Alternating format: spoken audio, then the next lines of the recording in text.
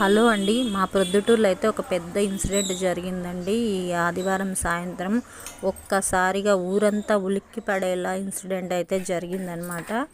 ఒక తల్లిని ఒక కొడుకు గొంతు కోసి బయటపడేశాడండి. మందలిచ్చిందన్న కారణంతో, అంటే మంచి చెడు చెప్పే హక్కు అయితే లేదండి తల్లిదండ్రికి, కానీ పెంచి పెద్ద చేసినందుకైతే ఒక మంచి చెడు చెప్పే హక్కు అయితే లేదా తల్లిదండ్రికి.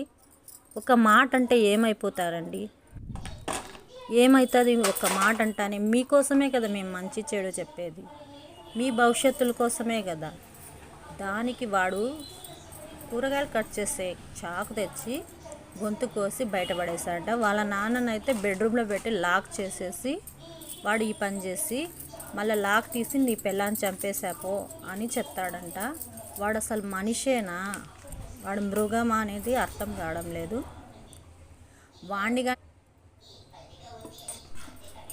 వాడిని జైల్లో వేసే కంటే వాడికి కానీ అలాగే చేయాలండి. ఆమెకి ఎంత అలా చేశాడో వాడికి కానీ అలాగే చేయాలి, గొంతు కోసి బయటపడేయాలి. వాడికి ఆ పెయిన్ ఏందో అర్థమవుతుంది. వాడొక మనిషి లాంటి వాడైతే కానే కాదు. వాడికి ఇన్నాళ్ళు వాళ్ళు డబ్బులు పంపించినారంట. ఇప్పుడు ఎప్పుడు డబ్బులు పంపించడం ఆపేశాడు, అప్పుడు ప్లాన్ వేసుకొని మరీ హైదరాబాద్ నుంచి వచ్చి ఇలా చేశాడంట అండి.